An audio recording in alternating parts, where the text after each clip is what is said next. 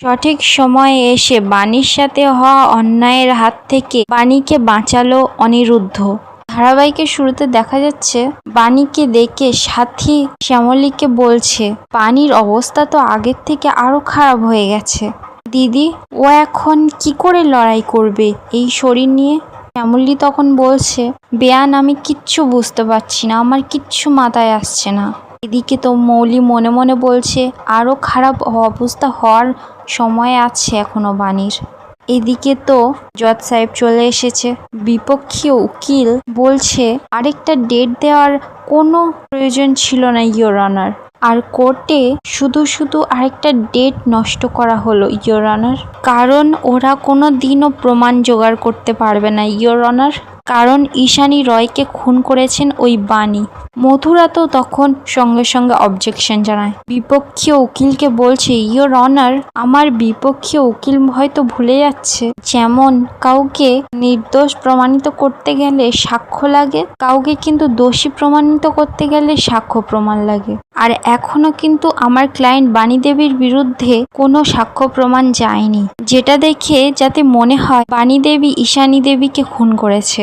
এদিকে বাণী কাঁদছে আর বলছে না না, আমার মা এখনো প্রাণ হারায়নি। তখন বিপক্ষীয় উকিল বলছে এটা কিন্তু একদম সত্যি নয়, ঈশানী দেবী কিন্তু মারা গেছে। এদিকে মথুরা তো চিৎকার করে বলছে আমার মক্কেল বাণী দেবী কিন্তু আগেরবার বলেছিল ঈশানী দেবীর ওপর হামলা আর অনিরুদ্ধ চ্যাটার্জি মিসিং এর ওপর একটা যোগসূত্র আছে। ইতিমধ্যে কিন্তু অনিরুদ্ধ রায়চৌধুরীর মিসিং কেসটা নিয়ে পুলিশ তদন্ত করছে। ইতিমধ্যে মৌলি রয় আর নয়নতারা রায়কে জিজ্ঞাসাবাদও শুরু করে দিয়েছে।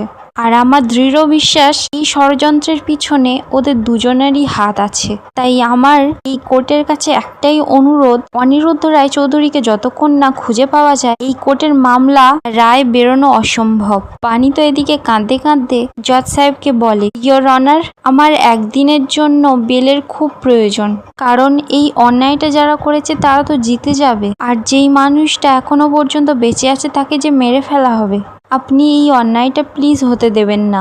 বিপক্ষীয় উকিল তখন উঠে বলে এটা নাকি মারবাড়ির আবদার নাকি বাণী চ্যাটার্জি, কোর্ট কিন্তু আবেগে চলে না, কোর্ট শুধু প্রমাণে চলে। আর এখানে কি প্রমাণ আছে অনিরুদ্ধ রায়চৌধুরী মিসিং এর পিছনে এই কেসটা যোগ আছে? আর আমার মক্কেলের দাবিটা কিন্তু এড়িয়ে যাওয়া যায় না, অনিরুদ্ধ রায়চৌধুরী গা ঢাকা দিয়ে আছে যাতে এই শুনানিটা দেরি হয়।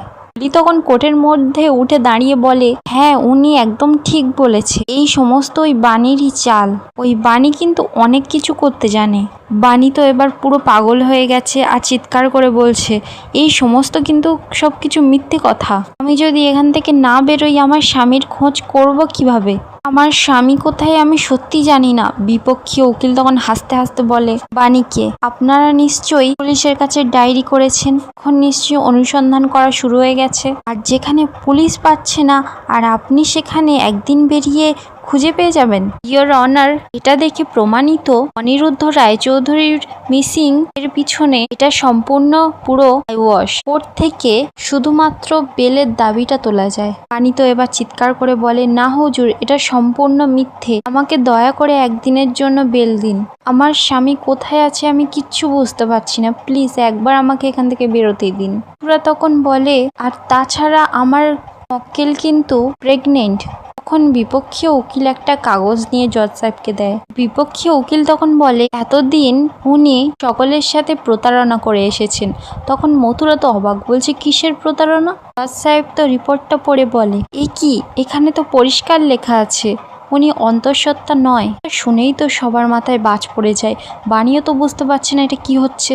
কে সাথী শুনে তো কান্নাকাটি করা শুরু করে দিয়েছে আর বলছে ওদি এটা কি বলছে, বাণী নাকি প্রেগনেন্ট নয়। শ্যামলীও তো এবার শয়তানের গাছ, বলছে হ্যাঁ বেয়ান, আমার কেন জানি না মনে হচ্ছিল যে বাণী প্রেগনেন্ট বলে ওর তো শরীরে কোনো চেঞ্জেস আমি দেখতে পাচ্ছিলাম না, আমি তো কিছুই বুঝতে পারছি না। এদিকে বাণী জজ সাহেবকে চিৎকার করে বলে এটা হতে পারে না, না এটা সম্পূর্ণ মিথ্যে, আমি মা হতে চলেছি আর আমি নিজে জানবো না, ডাক্তারবাবু কনফার্ম করেছে আর আমি নিজে বাড়িতে টেস্টও করেছি।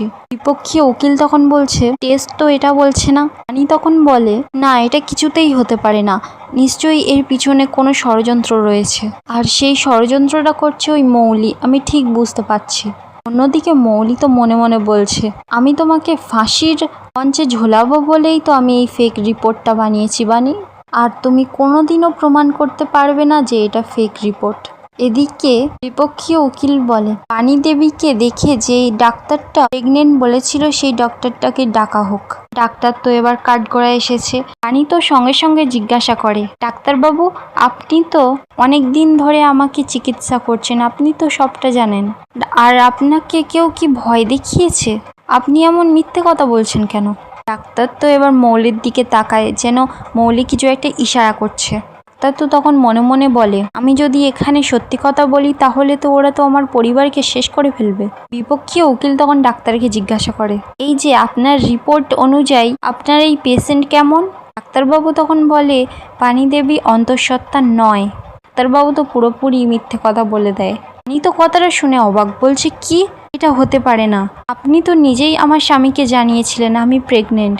বিপক্ষীয় উকিল তখন বলে আপনি কি নিজের কানে শুনেছিলেন ডাক্তার কাছ থেকে? বাণী তখন ভেবে বলে না না, আমার স্বামী তো আমাকে জানিয়েছিলেন। বিপক্ষীয় উকিল তখন বলে না না, আপনার স্বামী যে এখানে নেই তার কথার কোনো দাম দেওয়া হবে না। আর এটা দেখে তো পরিষ্কার এটা সম্পূর্ণ একটা পরিকল্পনা। অন্যদিকে সাথী তো এবার চিন্তায় পড়ে গেছে আর বলছে মনে মনে তাহলে আমার নাতি নাতনি কেউ আসছে না, আমার এতদিনের আশা আকাঙ্ক্ষা কোনো কিছু পূরণ হবে না। মৌলি তো এবার নাটক করা শুরু করে দেয়, সবার সামনে উঠে বলে ছি ছি বাণী, এটা তুমি কি করলে? পুরো পরিবারের সিম্প্যাথি নিয়ে খেললে, তোমার কি এক ফোঁটাও লাজ লজ্জা নেই? সাথী তো এবার ইয়োর অনারকে হাত জোর করে বলে ইয়োর অনার, আমি বাণীর শাশুড়ি, আমি সত্যি কথা বলছি, আমার বৌমা প্রেগনেন্ট, আর আপনারা যে কোর্টে রিপোর্টটা দিয়েছেন সেটা সম্পূর্ণ মিথ্যে রিপোর্ট, সেটা আমি সম্পূর্ণ বুঝতে পারছি। মথুরাও তো এবার জজ সাহেবকে বলছে ইয়োর অনার, এটা দেখে খুব পরিষ্কার বোঝা যাচ্ছে যে ঈশানীর ডেড রিপোর্টও কিন্তু পুরোপুরি জাল করা হয়েছে। যারা ওই রিপোর্টটাও জাল করেছে তারা নিশ্চয়ই এই রিপোর্টটাও জাল করেছে, মানে বাণীর প্রেগনেন্টের রিপোর্ট। বিপক্ষীয় উকিল তখন বলে ইয়োর অনার, এই যুক্তিটা কিন্তু সম্পূর্ণ ভিত্তিহীন। জজ সাহেব তো তখন রেগে বলে অনেক হয়েছে, কেসের এখন রায় ঘোষণা করা হচ্ছে, বাণী চ্যাটার্জিকে দোষী ঘোষণা করা হচ্ছে।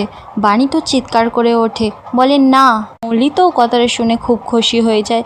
এবার বেশ কিছুক্ষণ সময় কেটে যায়। পুলিশ তখন বাণীকে ধরে নিয়ে যাচ্ছে। বাণী তখন অফিসার করে বলছে অফিসার, প্লিজ অফিসার, আমাকে একদিনের জন্য জামিন দিন। এবার সেখানে দেখা যাচ্ছে অনেক রিপোর্টাররাও চলে এসেছে। তারপর দেখা যাচ্ছে বিক্রম দেবও চলে এসেছে। বিক্রম দেবও এসে বলছে বাণী দেবী কেমন আছেন আপনি? রিপোর্টাররাও তো ভুলভাল প্রশ্ন করছে বাণীকে, বলছে ঈশানী দেবীকে আপনি মেরেছেন কেন? শুধু কি সম্পত্তি লোভে নাকি অন্য কিছু? এইসব কথা শুনে তো বাণীর খুব শরীরটা খারাপ লাগছে। বিক্রম তখন বলে তাহলে ফাঁসিটা তাহলে হয়েই এলো। উনি তখন চিৎকার করে বলে বিক্রম দেব। বিক্রম দেব তখন বলে উফ, এতটা এক্সাইটেড হয়ে পড়ছেন কেন? আরে এটা তোমার শরীরের পক্ষে খুব ভালো হবে না, তাই না? আর এটাও তো প্রমাণ হয়ে গেছে তুমি প্রেগনেন্ট নও।